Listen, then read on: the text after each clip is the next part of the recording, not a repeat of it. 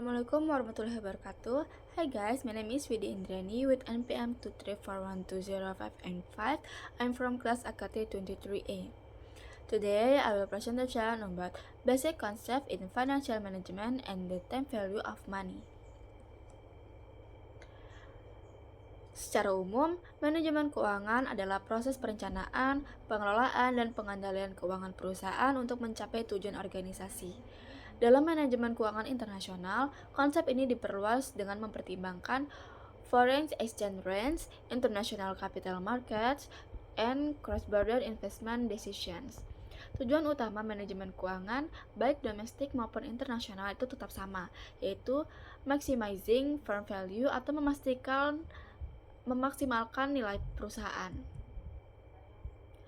Tujuan dan fungsi manajemen keuangan. Tujuan utama manajemen keuangan adalah yang pertama, meningkatkan nilai perusahaan, yang kedua, menjaga likuiditas perusahaan, dan yang ketiga yaitu mengelola risiko keuangan.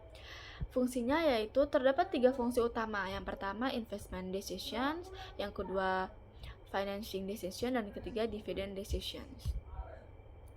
Konsep risiko dan return.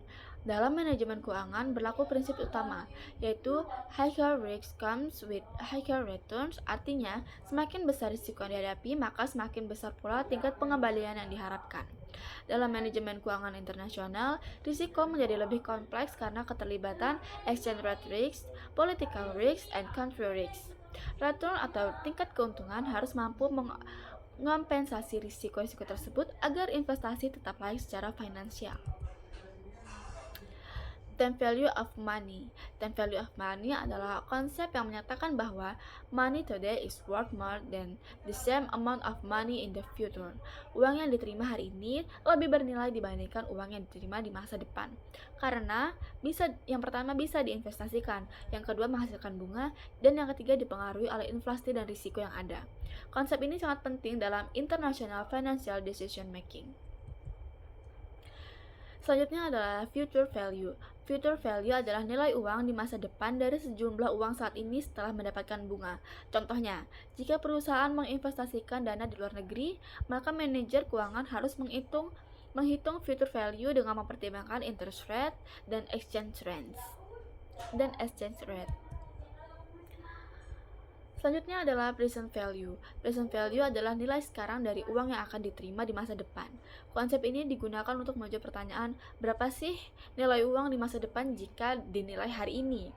Dalam manajemen keuangan internasional, present value sangat penting untuk menilai, yaitu foreign project feasibility dan international investment appraisal. Jika present value lebih besar dari biaya investasi, maka proyek tersebut layak dijalankan.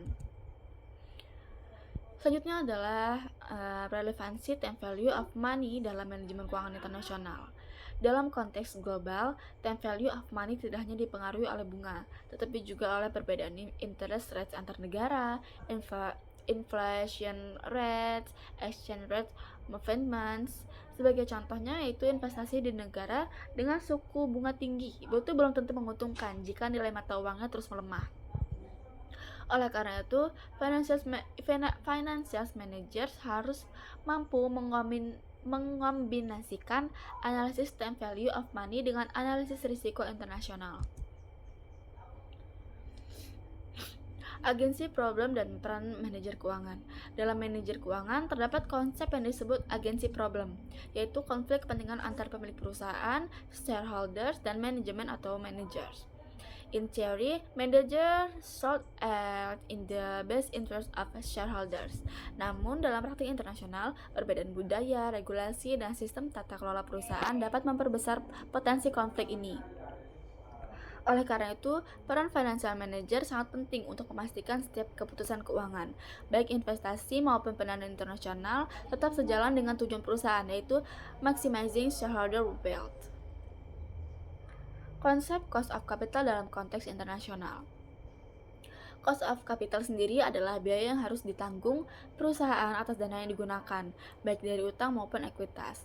Dalam bahasa sederhananya, cost of capital adalah minimum return yang harus dihasilkan agar perusahaan tidak mengalami kerugian. Pada manajemen keuangan internasional, cost of capital dipengaruhi oleh perbedaan interest rate antar negara, country risk premium, dan risiko nilai tukar atau currency risk.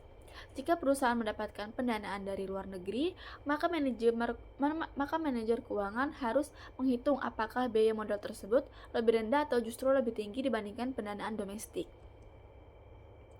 Konsep cash flow dalam manajemen keuangan internasional. Konsep penting lainnya adalah cash flow atau arus kas.